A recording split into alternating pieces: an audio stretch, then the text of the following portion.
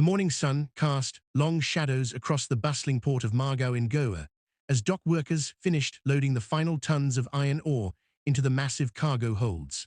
It was June 30th, 1979, and the air buzzed with excitement and nervous energy. This wasn't just another routine cargo loading. This was history in the making for the small coastal state of Kerala. The ship being prepared for departure was MV Kairali, Kerala's first and only ocean-going vessel, the crown jewel of the newly formed Kerala Shipping Corporation. Standing on the bridge, Captain Mariadas Joseph watched his crew make final preparations. At 45 years old, Joseph was an experienced mariner who had spent decades navigating the world's oceans. His weathered hands gripped the ship's railing as he surveyed the controlled chaos below. 48 other souls were aboard with him: engineers, deck hands, radio operators, cooks, and officers, all preparing for what should have been a routine voyage to Rostock, Germany. None of them knew they were about to become part of one of India's greatest maritime mysteries. The MV Kairali wasn't originally Indian. She had been born in the shipyards of Marinens Hovedverft in Norway, christened as the Oscar Sword. Built to withstand the harsh conditions of international shipping, she was a sturdy bulk carrier designed to transport heavy cargo across vast ocean distances. When the Kerala Shipping Corporation decided to enter the international shipping business, they saw potential in this Norwegian vessel. For 5.81 crores, equivalent to about 58 million rupees or $7.3 million US, at the time Kerala purchased what they hoped would be the foundation of a maritime empire. The decision to rename the ship Kairali held deep significance. In Malayalam, Kairali means one who is dear to Kerala, a name that embodied the hopes and dreams of an entire state. Kerala had always been connected to the sea. Its coastline had welcomed traders, explorers, and merchants for centuries. The spice trade had made Kerala wealthy, and now, in the modern era, the state government believed that owning their own shipping fleet would bring prosperity once again.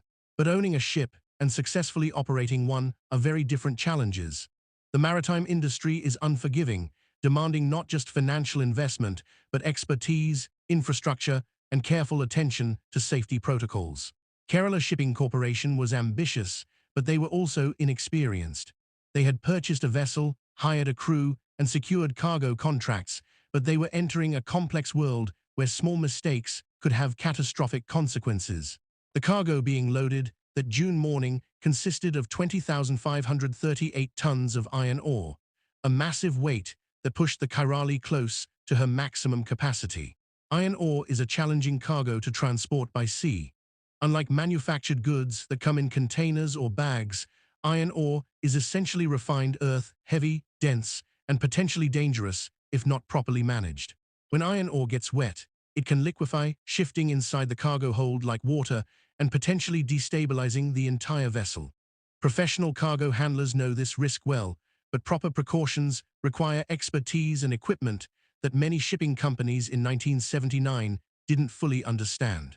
The planned route for MV Kairali was ambitious but straightforward on paper.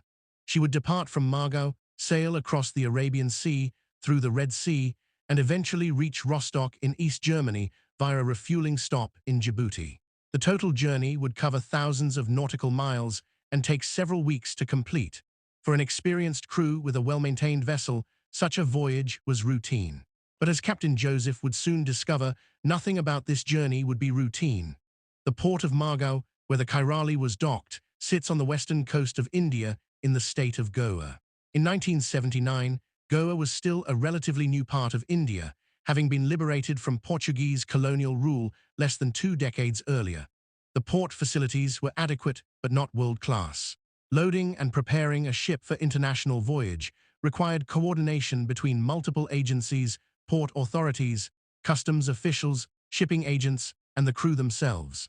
As the final preparations continued, Captain Joseph was dealing with a problem that would later become crucial to understanding what happened to his ship. The vessel's radar system was malfunctioning.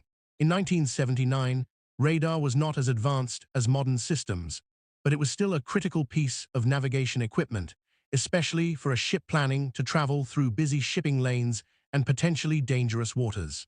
A functioning radar allowed the crew to detect other vessels, land masses, and obstacles that might not be visible to the naked eye. particularly in bad weather or at night. According to later investigations, Captain Joseph had expressed concerns about the faulty radar. Some reports suggest he was reluctant to depart on the scheduled date, preferring to delay the voyage until the radar could be properly repaired. However, commercial pressures were mounting. The Kerala Shipping Corporation had contracts to fulfill, schedules to maintain, and financial obligations to meet. Delaying the departure would mean additional port fees, potential penalties for late delivery, and loss of credibility in the international shipping market. The pressure to depart came not just from commercial considerations, but also from political ones. The MV Kairali represented Kerala's entry into international shipping, a symbol of the state's ambitions and capabilities. Government officials, corporate executives, and the media were all watching this maiden voyage closely. Any delays or problems would be embarrassing and potentially damaging to the state's maritime aspirations. On the evening of June 30th, 1979, despite his reservations about the radar, Captain Joseph made the decision to proceed with the voyage.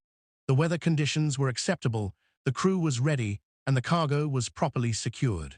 At approximately 6 p.m., the MV Kairali's powerful engines rumbled to life, and the ship began to move away from the Margao dock. The families of the crew members gathered at the port to wave goodbye, as is traditional for ship departures. Wives, children, parents, and siblings stood on the dock, watching their loved ones begin what they believed would be a successful commercial voyage. Many of these families had connections to the sea. Kerala's maritime culture meant that working on ships was a common and respected profession. But even for families accustomed to saying goodbye to seafaring relatives, there was something special about this departure. This wasn't just any cargo ship. This was Kerala's ship, carrying Kerala's hopes. Among those saying farewell were the families who would soon become the faces of one of India's most enduring maritime mysteries. Mrs. Joseph, the captain's wife, watched her husband of 20 years disappear into the darkness of the Arabian Sea. She had been married to a seaman long enough to understand the risks, but she also trusted in his experience and competence. Children waved to fathers they expected to see again in a few months. Parents blessed sons who were embarking on what seemed like a promising career opportunity. As the MV Kairali moved into open waters, her crew settled into the routines that define life aboard a cargo vessel. The ship was organized into different departments: deck crew responsible for navigation and cargo handling, engine room personnel who maintained the massive diesel engines that powered the vessel, radio operators who maintained communication with shore stations and other ships, and support staff who handled cooking, cleaning, and general maintenance. Life aboard a bulk carrier in 1979 was both monotonous and demanding. The crew worked in shifts around the clock, ensuring that the ship remained on course and that all systems functioned properly. During the day, there were maintenance tasks, navigation duties, and routine inspections. In the evening, off-duty crew members might gather in the mess hall to share meals, play cards, or write letters home. Communication with families was limited to periodic radio transmissions when the ship was within range of shore stations. The first 3 days of the voyage proceeded normally. The ship maintained regular radio contact with shore stations, reporting her position and status as required by maritime protocols. Captain Joseph and his crew were following standard procedures, updating their logbooks, monitoring weather conditions, and maintaining the steady course toward their refueling stop in Djibouti. On July 3, 1979, MV Kairali was approximately 500 nautical miles southwest of the Indian coast. The ship had been at sea for 3 days and was making good progress toward her destination. The weather conditions were reported as acceptable, though the monsoon season meant that rough seas and stormy weather were always possibilities in the Arabian Sea during this time of year. At some point during that day, the exact time remains unclear, Captain Joseph made what would be his final radio transmission. The message was routine, reporting the ship's position and confirming that all was well aboard the vessel. Radio operators at shore stations logged the transmission, noted the ship's coordinates, and expected to hear from the Kairali again within the next 24 to 48 hours, as was standard practice for vessels on international voyages. But that next transmission never came. When ships fail to make scheduled radio contact, it doesn't immediately trigger alarm bells. Radio equipment can malfunction, atmospheric conditions can interfere with transmissions, and crews sometimes become busy with urgent repairs or weather-related problems that prevent routine communications. Shore stations typically wait several days before expressing concern about a missing transmission. However, as July 4th passed, then July 5th, with no word from MV Kairali, the silence became more ominous. The ship had simply vanished from the airways. No distress signal had been received. No emergency beacon had been activated. The vessel had not diverted to any alternate port. The MV Kairali, with her crew of 49 souls and her cargo of iron ore, had disappeared without a trace in the vast expanse of the Arabian Sea. The families waiting for news in Kerala began to grow anxious as days passed without communication. In 1979, long-distance communication was limited and expensive. Families of seafarers were accustomed to periods of silence, but they also understood the rhythms of maritime communication. Ships were expected to check in regularly, especially during the early stages of a voyage when they were still relatively close to home. Mrs. Joseph, the captain's wife, was among the first to sense that something was wrong. Her husband was meticulous about following procedures and staying in touch when possible. The prolonged silence was uncharacteristic and deeply troubling. She began making inquiries with the Kerala Shipping Corporation, asking if they had received any word from the vessel. The shipping company initially tried to reassure concerned families. Officials explained that radio blackouts were not uncommon, that ships sometimes had to maintain radio silence for technical reasons, and that the Kairali was probably proceeding normally toward her destination. These explanations might have been believable for a day or two, but as a full week passed without any contact, it became clear that something serious had happened. On July 8, 1979, the MV Kairali had been scheduled to arrive in Djibouti for refueling. Djibouti, located on the Horn of Africa, was a crucial stopping point for ships traveling from the Indian Ocean toward Europe. The port facilities there could provide fuel, supplies, and communication services for vessels making the long journey through the Red Sea and Suez Canal. When the Kairali failed to arrive in Djibouti as scheduled, the gravity of the situation became undeniable. A ship might suffer communication problems, but a vessel that size could not simply hide.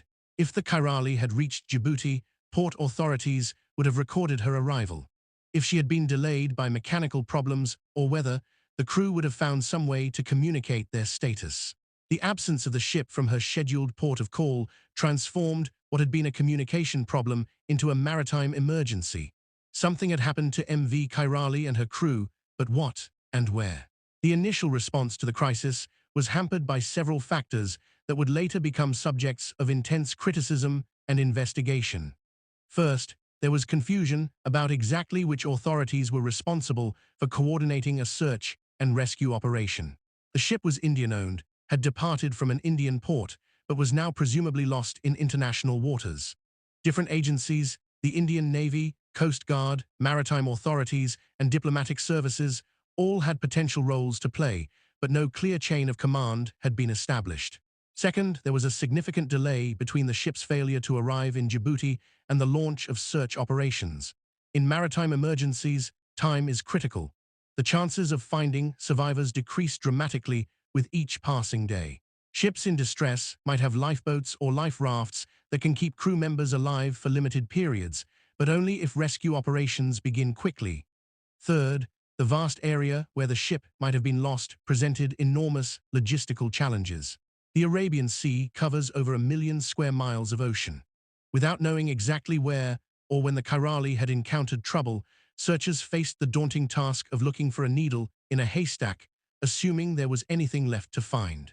When search operations finally began in earnest on July 16th, nearly 2 weeks after the ship's last contact, they involved multiple nations and various types of vessels and aircraft. The Indian Navy deployed ships and planes to scour the waters along the Kairali's planned route.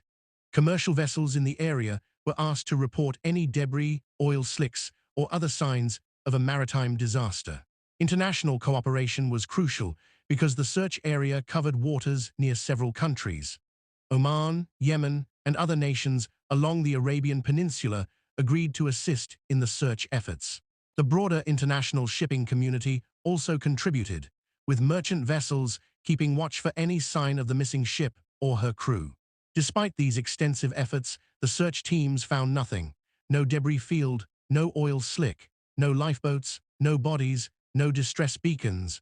The ocean had apparently swallowed the MV Kairali and her crew without leaving any trace of their existence. As days turned to weeks, the search efforts gradually scaled back. The harsh reality of maritime search and rescue is that after a certain point, the chances of finding survivors become virtually zero. Even finding wreckage becomes increasingly unlikely as ocean currents disperse debris over vast areas. Back in Kerala, the families of the missing crew members were struggling with an agonizing uncertainty. In most maritime disasters, there are survivors who can tell the story of what happened. Even when ships are lost with all hands, there are usually pieces of wreckage that provide clues about the nature of the disaster. But with the MV Kairali, there was nothing, just silence and an endless ocean that refused to give up its secrets. The psychological impact on the families was devastating. Losing a loved one is always difficult, but the uncertainty surrounding the fate of the Kairali's crew created a unique form of grief. Were their husbands, fathers, and sons dead? Were they possibly alive somewhere, perhaps stranded on a remote island? Had they been taken captive by pirates? The lack of definitive answers meant that the grieving process could never truly begin.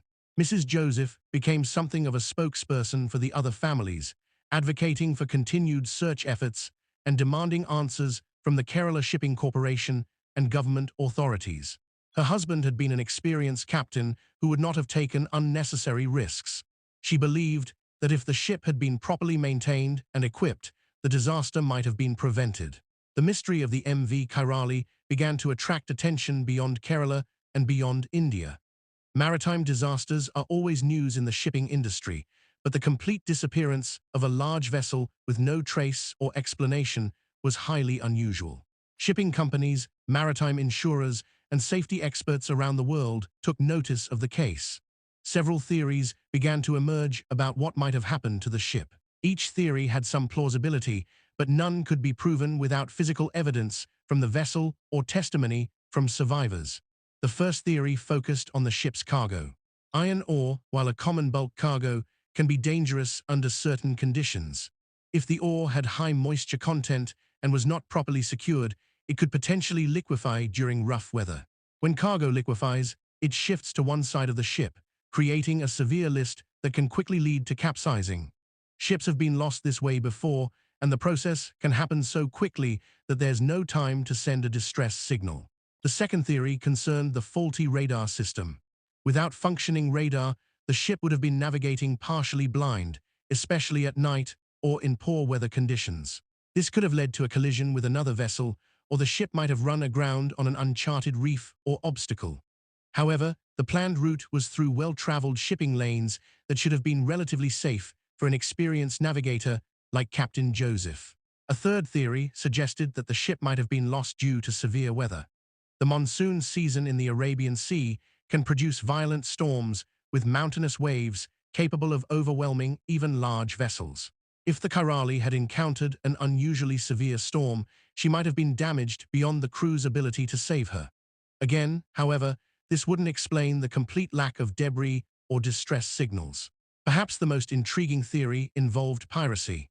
In 1979, piracy was not as well documented or widely reported as it would become in later decades, but it was still a real threat in certain parts of the world's oceans.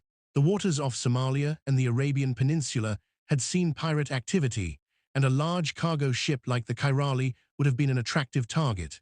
If pirates had attacked the vessel, they might have overwhelmed the crew before any distress signal could be sent.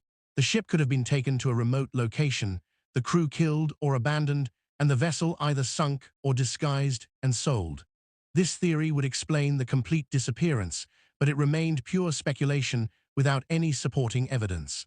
As weeks turned to months, the case of the MV Kairali settled into the category of unsolved maritime mysteries.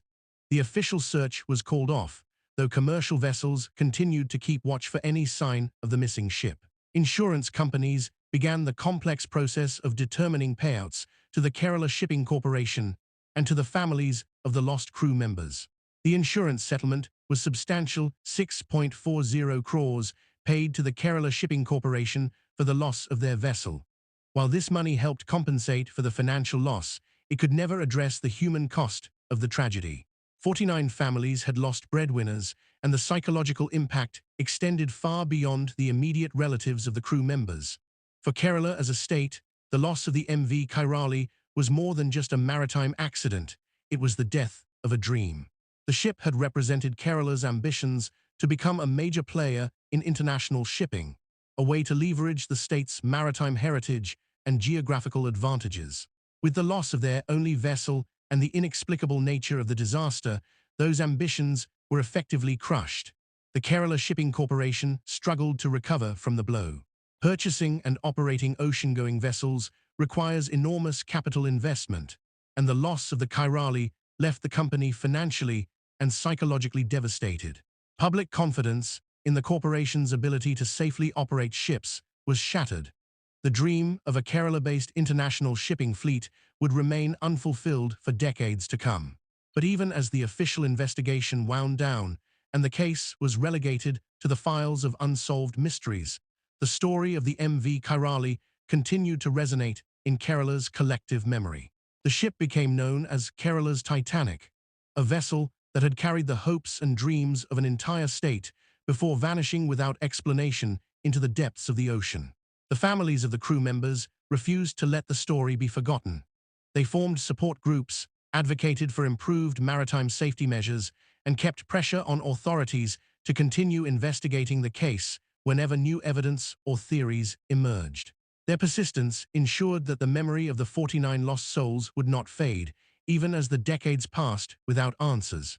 Maritime safety experts used the Kairali case as an example of the importance of proper equipment maintenance, crew training, and emergency procedures. The faulty radar system became a focal point for discussions about the minimum safety equipment that should be required for international voyages. The mystery also highlighted the need for better coordination of search and rescue operations when ships are lost in international waters. As the 1980s began, the MV Kairali had already become a legend rather than just a news story. In Kerala's coastal communities, older fishermen and former seamen would tell stories about the ship that vanished, speculating about what might have happened and keeping alive the memory of the men who had sailed into the unknown. The case also became a subject of academic and professional study. Maritime colleges began using the Kairali incident as a case study in their curricula, examining the various factors that might have contributed to the disaster and discussing the lessons that could be learned from the tragedy. But for all the analysis, investigation, and speculation, one fundamental fact remained unchanged. 49 human beings had vanished without a trace, leaving behind families, friends, and communities that would never receive closure. The ocean had claimed another ship and another crew, and the sea, as it always does, kept its secrets. As 1979 came to a close, the families of the MV Kairali's crew found themselves trapped in a bureaucratic maze that seemed designed more to deflect responsibility than to provide answers or assistance. The Kerala Shipping Corporation, while expressing sympathy for the families, was itself struggling to survive financially after the loss of its only vessel. Government officials promised investigations and support, but the machinery of bureaucracy moved slowly, and the family's needs were immediate and urgent. Mrs. Joseph had become more than just the captain's widow. She had evolved into an advocate, a voice for all the families who had lost loved ones in the maritime disaster. Her modest home in Kochi became an informal headquarters where other families would gather to share information, coordinate their efforts to seek answers, and support each other through the darkest period of their lives. The financial impact on the families was severe. In 1979, most Indian families depended heavily on a single breadwinner, and the crew members of the Kairali had been no exception. These were skilled maritime workers who had earned good wages by the standards of the time, supporting not just their immediate families but often extended networks of relatives. Their sudden disappearance left behind not just emotional devastation but also economic catastrophe. Children who had waved goodbye to their fathers from the Margao dock found their lives fundamentally changed. School fees became a luxury that many families could no longer afford. Young men and women who had been planning for college or marriage suddenly found themselves thrust into adult responsibilities, having to support their mothers and younger siblings. The dreams and aspirations of entire families were shattered along with the lives of the 49 men who had sailed away on that June evening. The compensation process became another source of anguish for the families.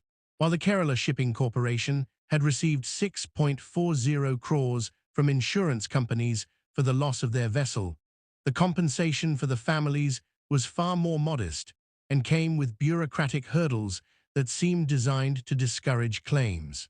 Each family had to provide extensive documentation to prove their relationship to the crew members and their financial dependence on them. For some families, this documentation proved nearly impossible to obtain. In 1979, many working-class families in Kerala did not maintain extensive records of employment, income, or even family relationships. Birth certificates, marriage certificates, and employment records were often missing or incomplete.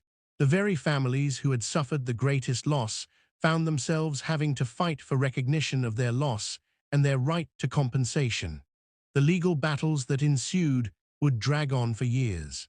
Lawyers specializing in maritime law became involved, adding another layer of complexity and cost to the family's struggles.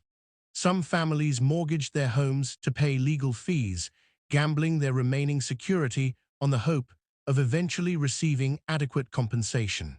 Others, unable to afford legal representation, settled for whatever modest payments they could obtain from government assistance programs. Meanwhile, the technical investigation into the ship's disappearance was yielding more questions than answers. Maritime experts from around the world began to examine the case, not just out of sympathy for the families, but because the complete disappearance of a large bulk carrier was highly unusual and potentially significant for improving maritime safety. The cargo liquefaction theory gained particular attention from technical investigators. Iron ore, while commonly transporting by sea, requires careful handling to prevent exactly the kind of disaster that many experts suspected had befallen the Kairali. When iron ore contains high moisture content and is subjected to the constant motion of a ship at sea, it can begin to behave like a liquid rather than a solid. This process, known as liquefaction, can happen gradually or suddenly, and it can be catastrophic. Dr. Rajesh Kumar, a maritime engineering professor at the Indian Institute of Technology, who became involved in analyzing the Kairali case, explained the liquefaction process in terms that non-experts could understand. Imagine a bucket of wet sand, he would tell his students and colleagues. When it sits still, it appears solid and stable, but shake that bucket vigorously and the sand begins to flow like water. The same thing can happen to iron ore in a ship's cargo hold during rough seas. The implications of cargo liquefaction are terrifying for any ship's crew. When thousands of tons of cargo suddenly shift from one side of a vessel to the other, the ship develops a severe list, a permanent tilt that cannot be corrected by normal means. If the list becomes too severe, the ship will simply roll over and sink, often so quickly that there is no time to send distress signals or launch lifeboats. The investigation revealed that the iron ore loaded onto the Kairali had come from mines in Goa, where the monsoon season had created particularly wet conditions.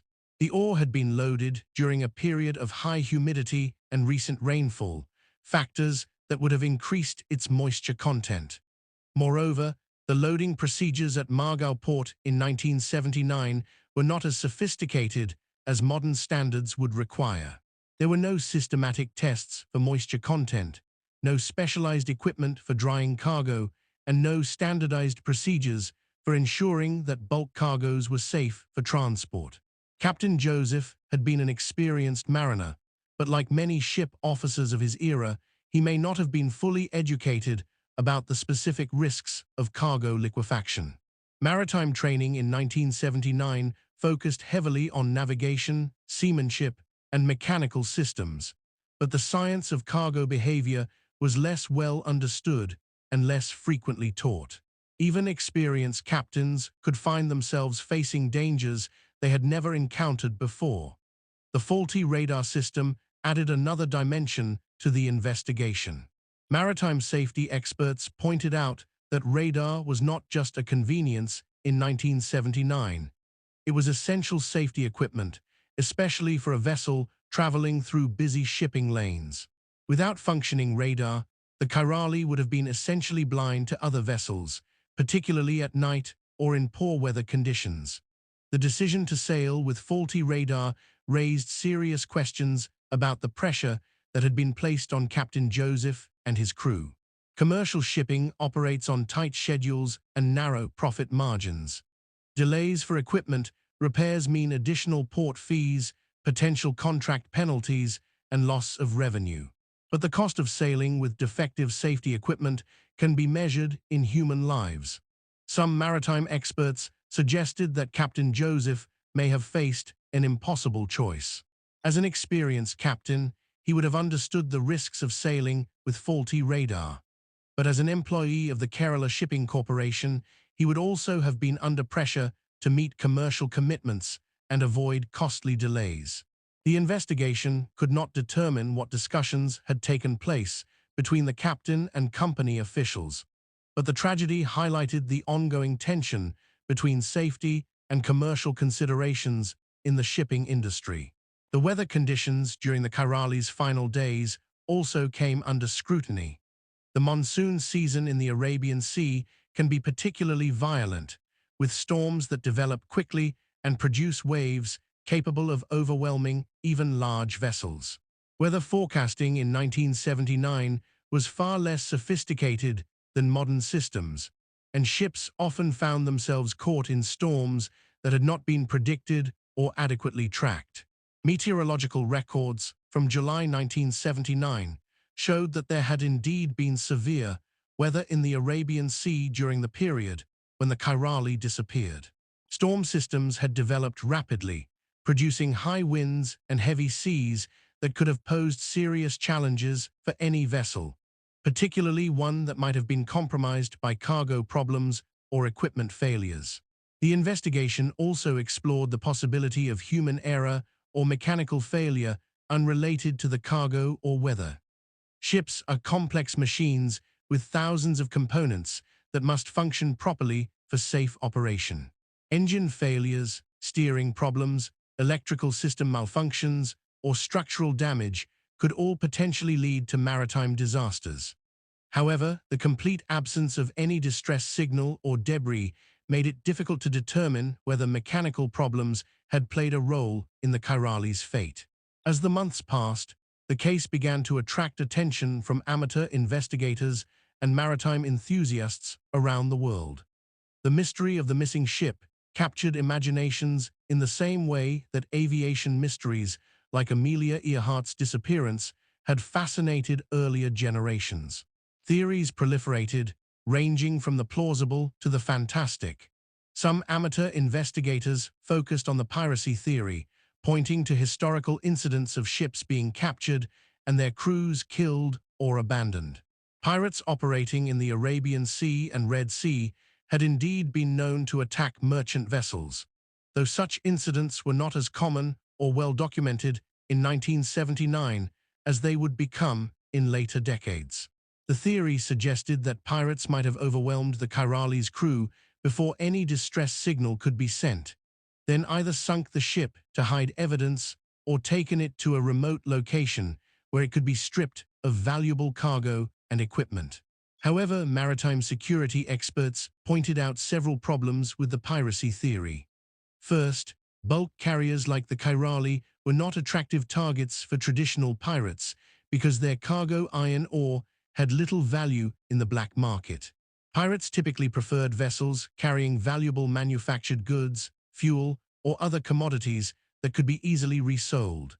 Second, attacking and capturing a ship the size of the Kairali would have required a large, well-organized pirate group with sophisticated equipment, something that was rare in the Arabian Sea in 1979. Other theories focused on possible collisions with other vessels. The shipping lanes through the Arabian Sea were busy in 1979, with merchant vessels from around the world transporting goods between Europe, Asia, and Africa. A collision between two large ships could potentially sink both vessels, especially if the collision occurred at night or in poor weather conditions when visibility was limited.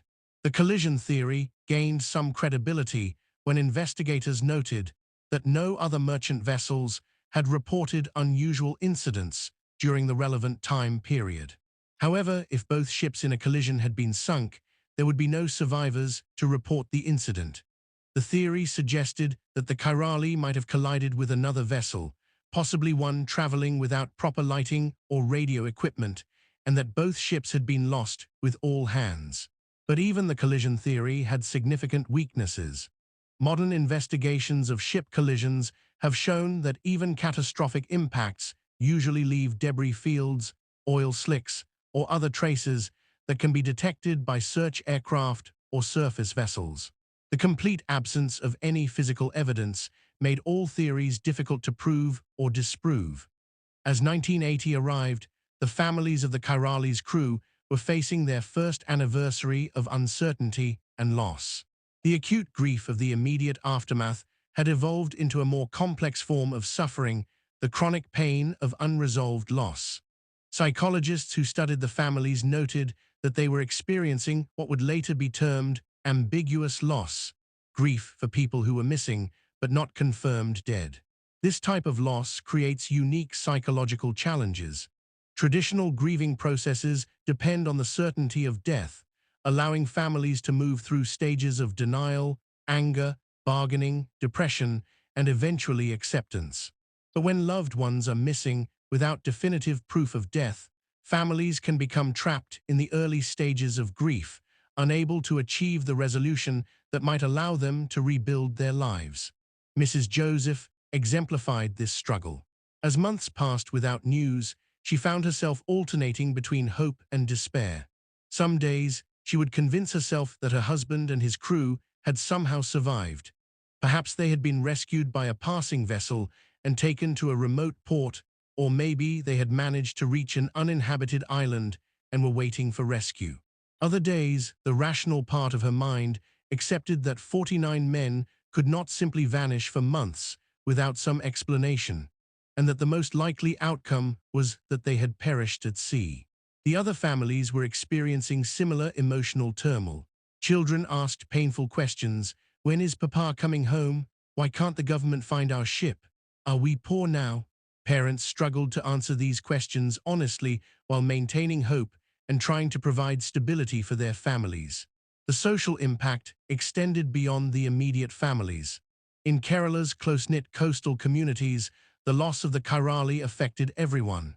These were communities where maritime work was common, where many families had connections to the sea through fishing, shipping, or port work. The disappearance of 49 local men sent ripples of fear and uncertainty throughout the region. Young men who had been planning careers in the merchant marine began to reconsider their choices. Parents who had once proudly supported their sons' maritime ambitions now worried about the risks. The Kerala Shipping Corporation, which had been seen as a source of good jobs and state pride, was now associated with tragedy and loss. The economic impact on Kerala was also significant, though less visible than the human cost. The state government had invested heavily in the Kerala Shipping Corporation as part of a broader strategy to develop maritime industries. The loss of the Kairali represented not just the destruction of physical capital, but also the collapse of ambitious plans for expanding Kerala's role in international shipping. Government officials found themselves in a difficult position. They were under pressure from the families to provide answers and assistance, but they also faced criticism from political opponents who argued that the entire shipping venture had been poorly conceived and inadequately managed. Some critics suggested that Kerala lacked the expertise and infrastructure necessary to operate international shipping services safely, and that the Kairali disaster proved the folly of the state's maritime ambitions. The media coverage of the case evolved over time, reflecting both changing public interest and new developments in the investigation. Initially, newspapers and radio stations had covered the story as a breaking news event, focusing on the search efforts and the hope of finding survivors. As weeks passed without results, the coverage shifted to focus on the human interest aspects, the suffering of the families, the impact on communities, and the broader implications for Kerala's development plans. Some journalists took on the role of investigative reporters, conducting their own research into the technical aspects of the case and interviewing maritime experts about possible explanations for the ship's disappearance. These investigative pieces helped keep public attention focused on the case and put pressure on officials to continue their efforts to find answers. However, the media attention also created additional stress for the families. Reporters seeking dramatic stories sometimes intruded on private grief, asking painful questions and seeking emotional reactions. Some family members complained that they felt exploited by journalists who seemed more interested in sensational stories than in genuine understanding of their loss. The case also attracted attention from international maritime organizations and safety experts. The complete disappearance of a bulk carrier was unusual enough to warrant study by professionals who were working to improve maritime safety worldwide.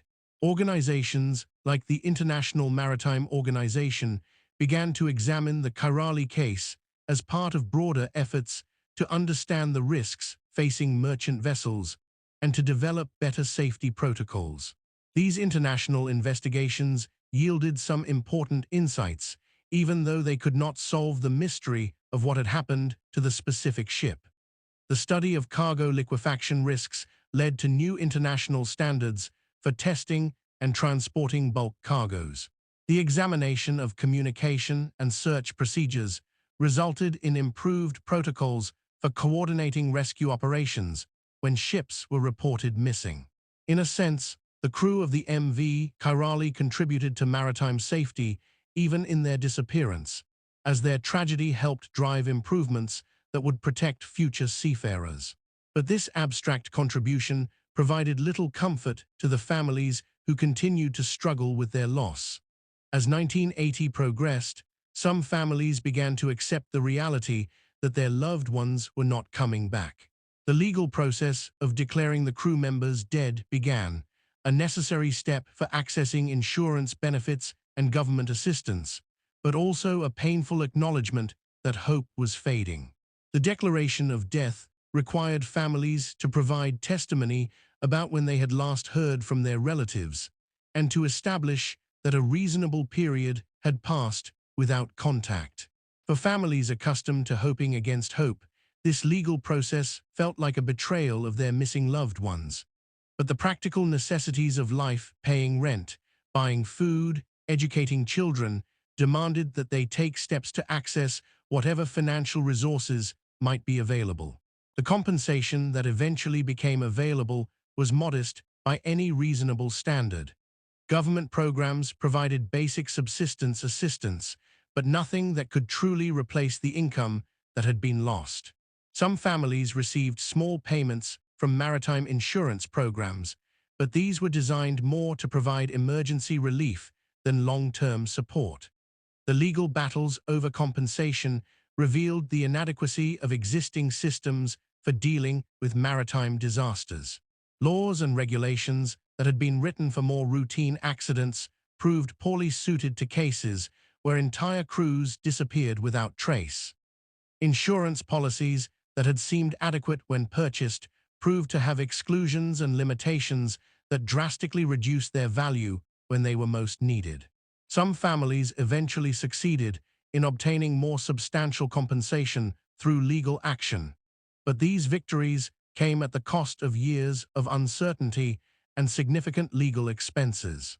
Lawyers specializing in maritime law became wealthy from the Kairali cases, while the families they represented often found that their final settlements were reduced by legal fees, court costs, and other expenses. The children of the Kairalis crew faced particular challenges as they grew up in the shadow of the tragedy. Those who had been very young when their fathers disappeared often had no clear memories of them, knowing their lost parents only through photographs and stories told by their mothers and relatives. Older children carried clearer memories, but also a more acute sense of loss and abandonment. Many of these children struggled academically and socially. The financial pressures on their families meant that educational opportunities were limited. The emotional trauma of losing their fathers, combined with the ongoing stress of economic hardship, made it difficult for them to concentrate on studies or to develop normal social relationships. However, some of the children showed remarkable resilience. They channeled their anger and grief into determination to succeed despite their circumstances. A few eventually pursued careers in maritime industries, driven by a desire to understand what had happened to their fathers or to prevent similar tragedies from affecting other families.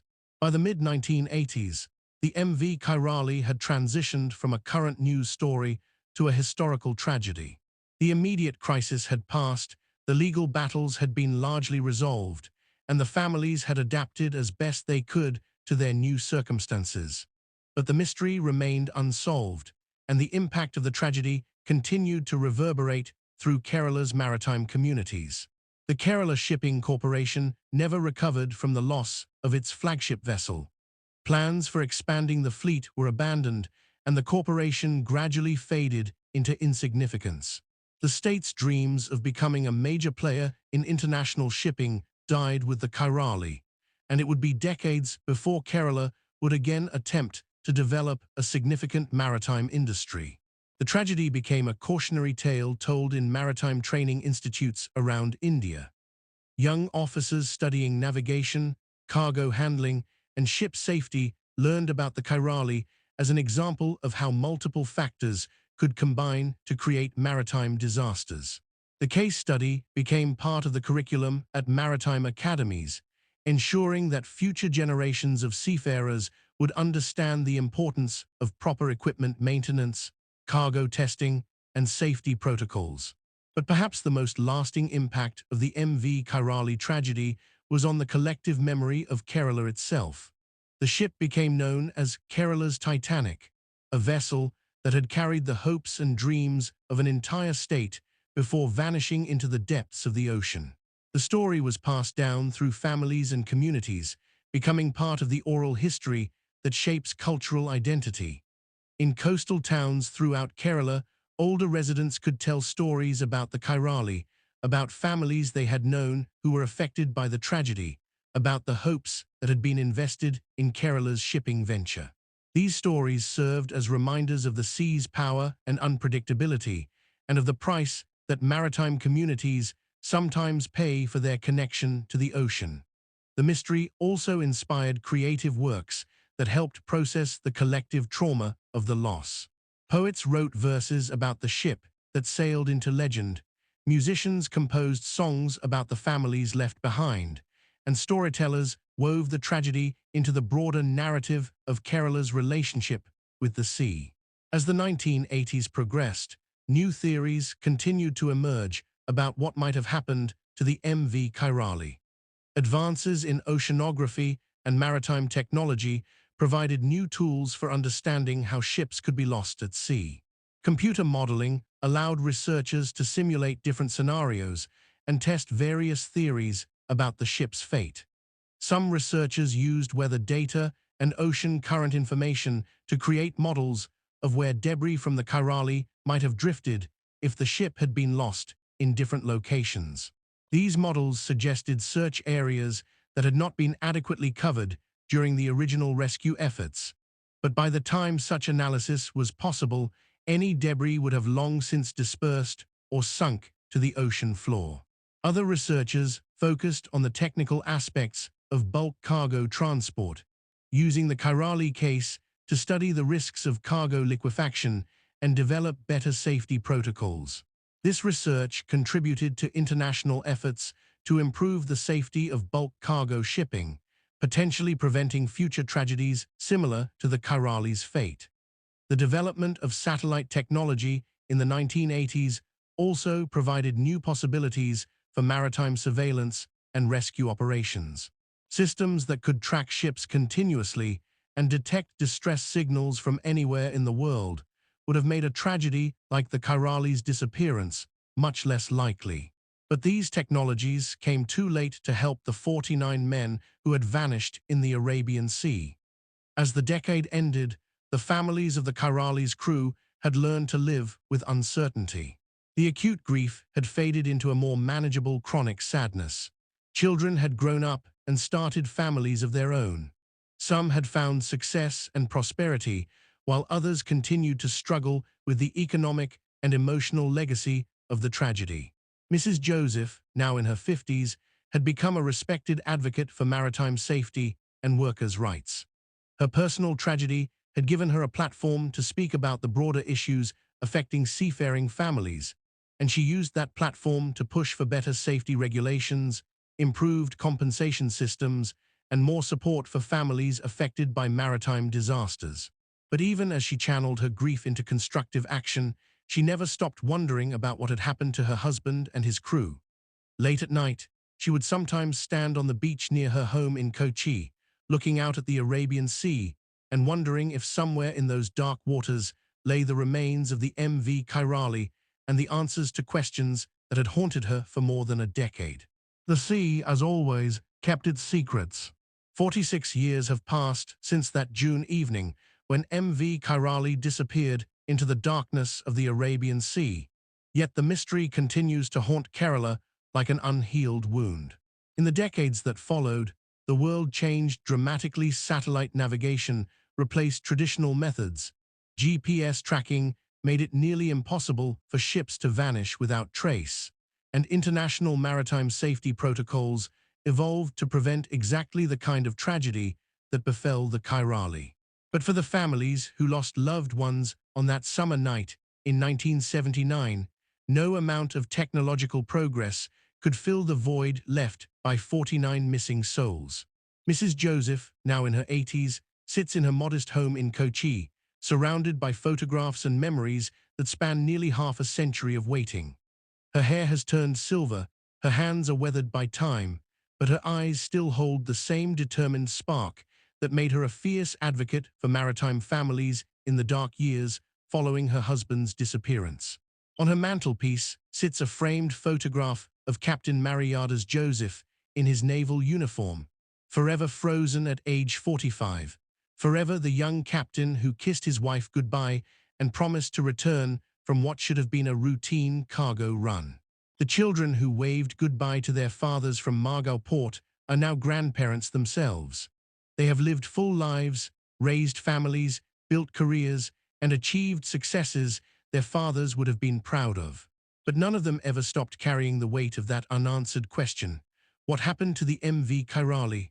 Rajesh Kumar, who was only 8 years old when his father, Engineer Kumar, sailed away on the Kairali, became a marine engineer himself, driven by a need to understand the technical aspects of maritime disasters. Now 54 and nearing retirement, he has spent his entire career studying ship stability, cargo handling, and maritime safety, always with the ghost of his father's unexplained disappearance guiding his research. People ask me why I chose this profession, Rajesh says, standing on the deck of a modern bulk carrier in Kochi port. They think it must be traumatic, working on ships when my father was lost at sea. But for me, understanding how ships work, how they can fail, how disasters can be prevented, that's my way of honoring his memory. Every safety protocol I help implement, every young engineer I train, every disaster I help prevent is a tribute to him and the other 48 men who disappeared with him. The maritime industry itself has been transformed since 1979. Modern bulk carriers are equipped with sophisticated radar systems, satellite communication that makes it virtually impossible to lose contact, with shore GPS tracking that monitors a vessel's exact position in real time, and advanced weather forecasting that gives crews days of warning about dangerous conditions. The cargo liquefaction risks that may have doomed the Kairali are now well understood, with mandatory testing procedures and strict moisture content limits that prevent iron ore from becoming a liquid hazard during transport. Yet even with all these advances, maritime disasters continue to occur. The ocean remains as unforgiving as ever, and human error, mechanical failure, and the sheer power of nature continue to claim ships and crews. In recent decades, vessels like the MV Estonia, the MS Al-Salam Bikaxio 98, and countless smaller ships have been lost, reminding the maritime world that the sea's appetite for tragedy has not diminished with technological progress. The case of the MV Kairali has become a touchstone for maritime safety education around the world. At the Indian Maritime University in Chennai, first-year students learn about Kerala's lost ship as part of their introduction to maritime disasters. Professor Anita Sharma, who teaches maritime safety and disaster management, uses the Kairali case to illustrate how multiple factors can combine to create catastrophic failures. The MV Kairali represents what we call a perfect storm scenario. She explains to her students, displaying a map of the Arabian Sea on her classroom projector. You had questionable cargo handling, faulty safety equipment, commercial pressure to depart on schedule, challenging weather conditions, and a crew that may not have been fully trained in modern cargo liquefaction risks. Any one of these factors might have been manageable, but together they created a situation where disaster became almost inevitable. Her students, young men and women preparing for careers at sea, listen intently. Many of them are from Kerala, and some have family connections to the Kairali tragedy. For them, this is not just an academic exercise, but a personal connection to maritime history and a reminder of the responsibilities they will carry when they become ship officers themselves. The story of the MV Kairali has also found new life in popular culture. Malayalam film star Nivin Pauly announced plans to produce a film about the ship's disappearance, recognizing that the mystery continues to capture public imagination decades after the original tragedy. Documentary filmmakers, journalists, and authors have all tried to unravel the mystery, but none have succeeded in providing definitive answers about what happened during those final hours. In Kerala's coastal communities, the story of the Kairali has become part of the oral tradition passed down through generations. Fishermen tell their sons about the ship that vanished, warning them about the sea's unpredictable nature. Mothers caution their children about the ocean's power, using the Kairali as an example of how the sea can claim even the largest and most modern vessels. But perhaps the most remarkable development in the Kairali story has been the emergence of new investigative technologies that offer hope for finally solving the mystery. Deep-sea exploration technology that didn't exist in 1979 now makes it theoretically possible to search the ocean floor for wreckage that has remained hidden for decades. Dr. Sarah Martinez, an oceanographer at the Woods Hole Oceanographic Institution who specializes in deep-sea exploration, has studied the Kairali case as part of her broader research into locating historical shipwrecks. Using advanced computer modeling that incorporates ocean currents, weather patterns, and drift calculations, she has identified several areas of the Arabian Sea floor where the ship's remains might be located. The technology exists today to find the MV Kairali, Dr. Martinez explains. Side-scan sonar, autonomous underwater vehicles, and deep-sea imaging systems could potentially locate wreckage even at depths of several thousand meters. The challenge is not technological, it's financial and logistical. A comprehensive search of the Arabian Sea would require months of ship time, sophisticated equipment, and millions of dollars in funding. The idea of mounting a new search for the MV Kairali has gained support from unexpected quarters. The Indian government, recognizing the symbolic importance of the case for Kerala's maritime heritage, has expressed interest in funding a limited search operation. International maritime organizations, eager to solve one of the ocean's enduring mysteries, have offered technical assistance. Most importantly, the families of the crew members, now numbering in the hundreds when children and grandchildren are included, have organized to advocate for a renewed search effort. They have formed the MV Kairali Memorial Foundation, dedicated not just to finding the ship, but also to improving maritime safety and supporting families affected by maritime disasters. The foundation's current president is Priya Joseph, Captain Joseph's granddaughter, who never met her grandfather but has spent her adult life researching his fate. A marine biologist by training, she understands both the ocean's power and the technological possibilities for deep-sea exploration.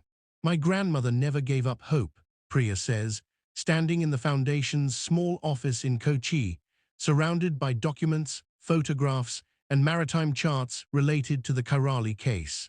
Even in her final years, she would ask visiting relatives if they had heard any news about the ship. She died without knowing what happened to her husband, but she never stopped believing that someday we would find answers. The Foundation's work has revealed new information about the Kairali's final voyage that wasn't available to investigators in 1979. Recently declassified maritime traffic records show that several other vessels were in the general area where the Kairali disappeared, raising new questions about possible collisions or encounters that might have been unreported at the time. Weather records that have been digitized and analyzed using modern meteorological techniques suggest that the ship encountered more severe conditions than originally believed. Storm systems that were poorly tracked in 1979 are now known to have produced waves exceeding 20 meters in height, enough to overwhelm even a large bulk carrier if the vessel was already compromised by cargo problems or equipment failures. Perhaps most intriguingly, acoustic monitoring data from underwater listening posts that were installed during the Cold War but only recently declassified may contain clues about what happened to the Kairali. These listening posts, designed to track submarine movements, also recorded sounds from surface vessels, including possible distress signals and collision noises that were not investigated at the time due to their military classification. Dr. James Wilson, a naval acoustic specialist who has analyzed some of this declassified data, believes there may be acoustic signatures from the night of July 3, 1979, that could provide new insights into the Kairali's fate. Sound travels great distances underwater, he explains. If the MV Kairali broke apart, exploded, or collided with another vessel, those sounds would have been recorded by multiple monitoring stations across the Arabian Sea. The challenge is sorting through decades of data to identify and analyze the relevant acoustic events. This acoustic analysis has become part of a broader international effort to apply modern forensic techniques to historical maritime mysteries. Researchers from universities and maritime organizations in India, the United States, Europe, and Australia have formed a collaborative network dedicated to solving cases like the MV Kairali using 21st-century technology and 21st-century understanding of ocean dynamics. The work is painstakingly slow and requires enormous patience.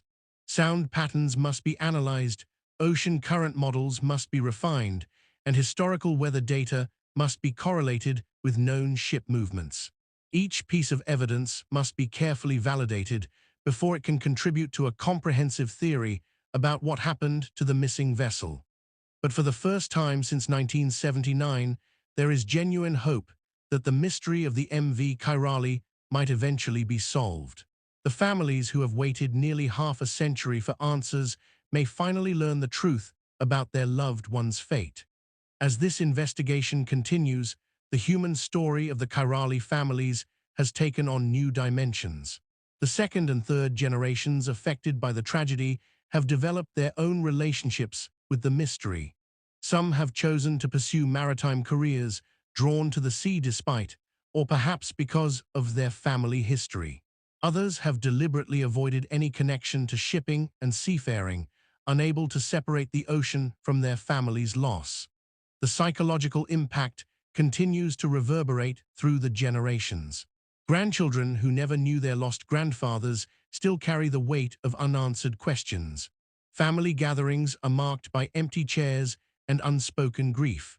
Wedding celebrations and milestone birthdays are tinged with sadness for the men who aren't there to witness their family's achievements. But there is also resilience, pride, and a determination to honor the memory of the 49 men who disappeared. The MV Kairali Memorial Foundation has established scholarship programs for young people pursuing maritime careers. They have funded safety research projects at maritime institutes. They have created memorial gardens and monuments that ensure the crew members are remembered as more than just statistics in a maritime disaster. The Foundation's most ambitious project has been the creation of a comprehensive oral history archive, recording interviews with surviving family members, maritime experts, and anyone who had connections to the original investigation. These recordings, carefully preserved and digitized, will ensure that future generations understand not just the technical aspects of the Kairali mystery, but also its human impact. Among the most poignant recordings is a series of interviews with Mrs. Joseph, conducted shortly before her death in 2018. In these recordings, made when she was 91 years old, she speaks with remarkable clarity about her memories of her husband, her hopes for finding answers about his fate, and her advice for other maritime families facing similar losses. "I want young people to understand that the sea is both beautiful and dangerous," she says in one recording, her voice still strong despite her advanced age. "My husband loved the ocean, and he understood its risks.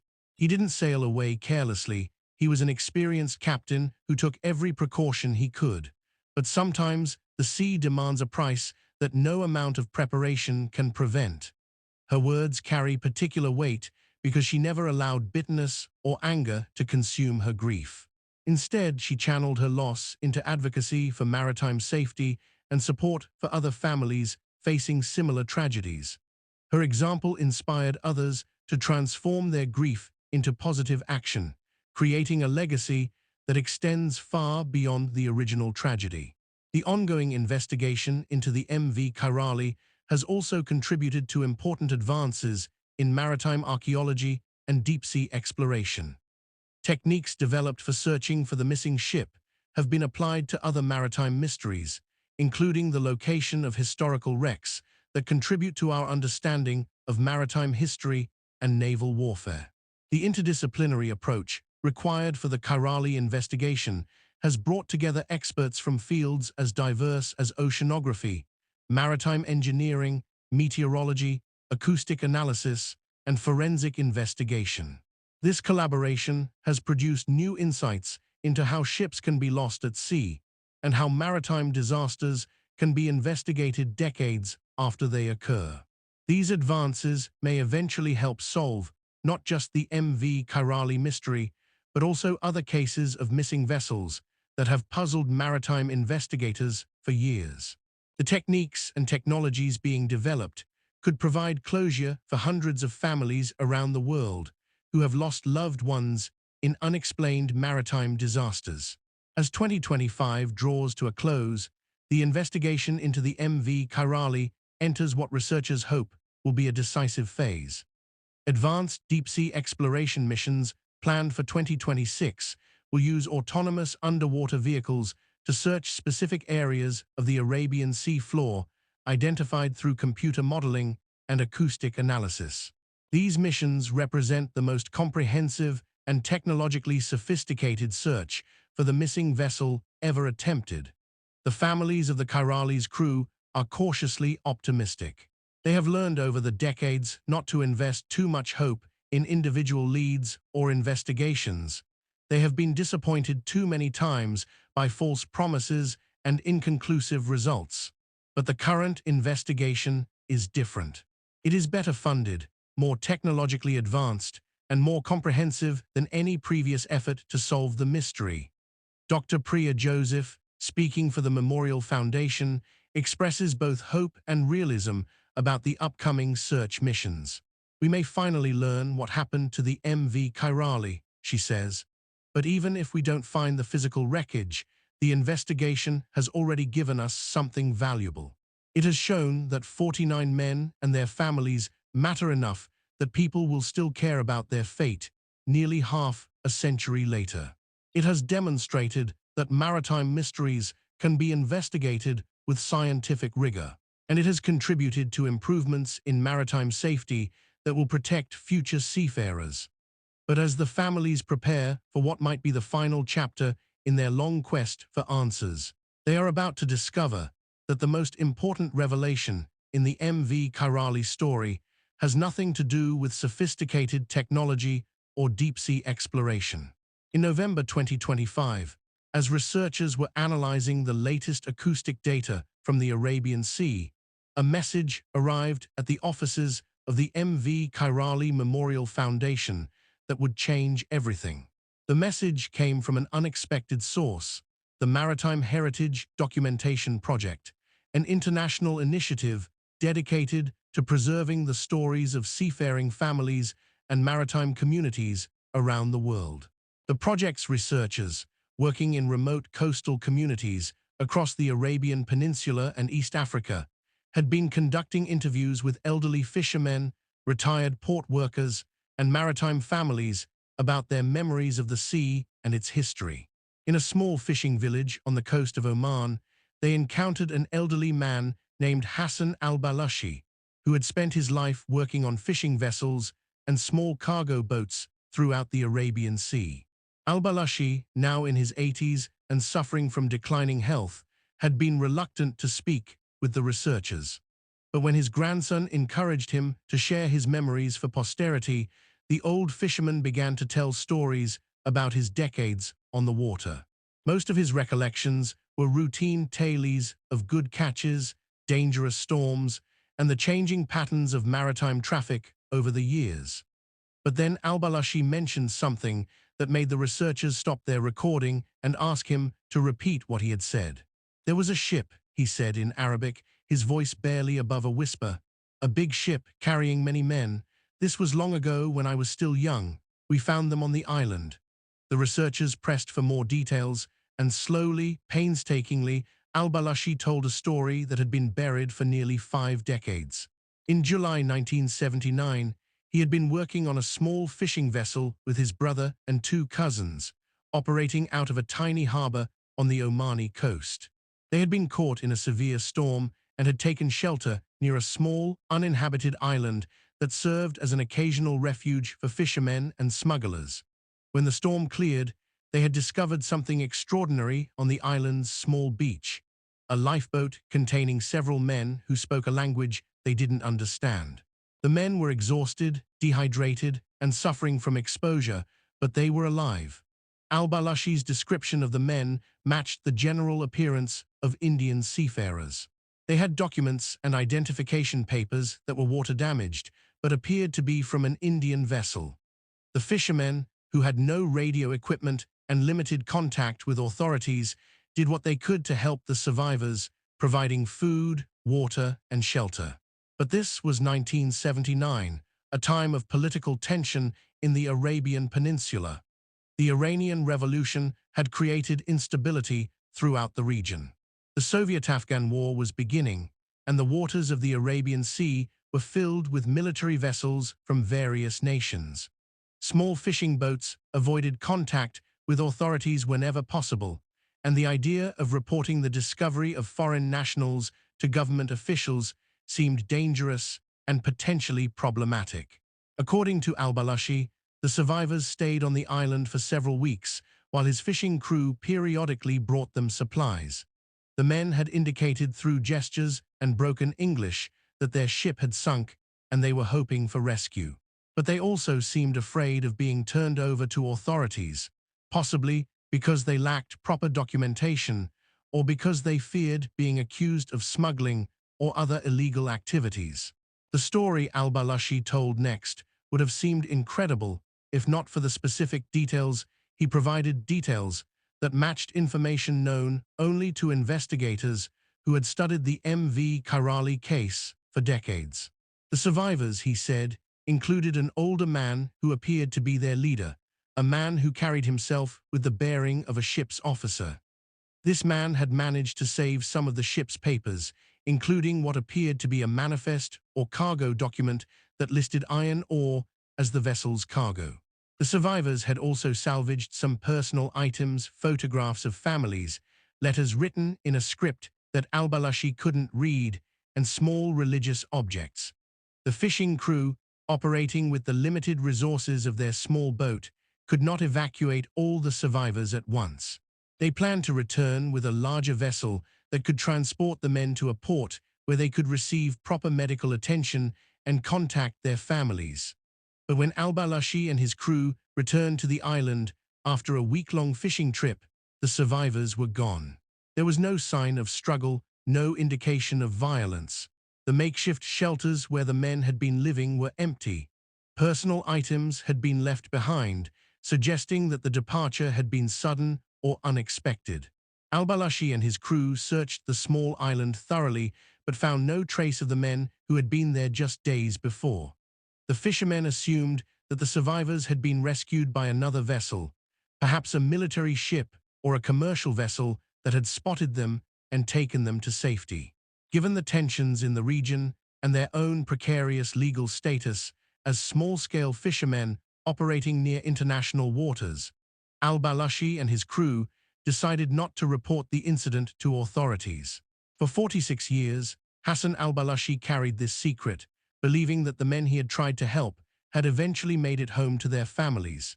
He had no way of knowing that the crew of the MV Kairali was still listed as missing, that their families were still searching for answers, or that his story could provide the closure that had been sought for nearly half a century.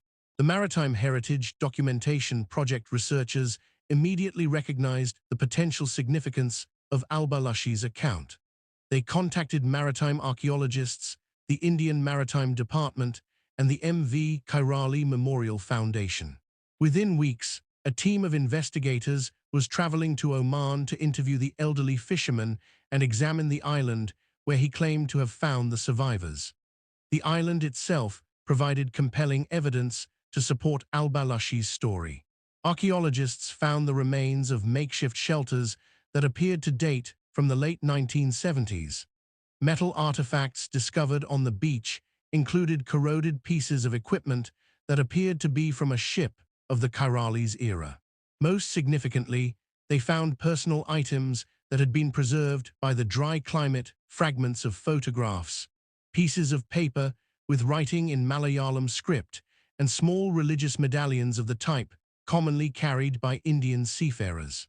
Carbon dating of organic materials found on the island confirmed that they dated from approximately 1979. Chemical analysis of metal fragments suggested that they came from a vessel that had been carrying iron or cargo. Everything al-Balashi had remembered seemed to be corroborated by physical evidence.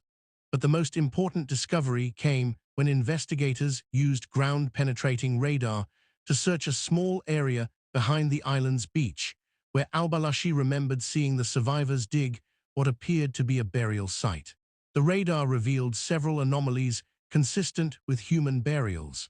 When the investigators carefully excavated the site, they found the remains of multiple individuals buried in a manner consistent with maritime traditions. Personal effects found with the remains included ship's documents that, despite severe water damage, could be partially reconstructed to show the name Kairali and portions of the crew manifest. The truth about the MV Kairali was finally revealed, but it was both more hopeful and more heartbreaking than anyone had imagined. Some of the crew had survived the initial disaster, likely cargo liquefaction, during a severe storm that caused the ship to sink rapidly.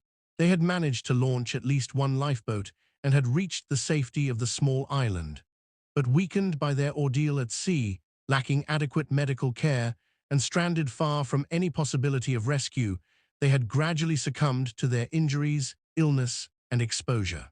The survivors had apparently lived for several weeks or even months on the island, sustained by the kindness of al-Balashi's fishing crew and their own resourcefulness.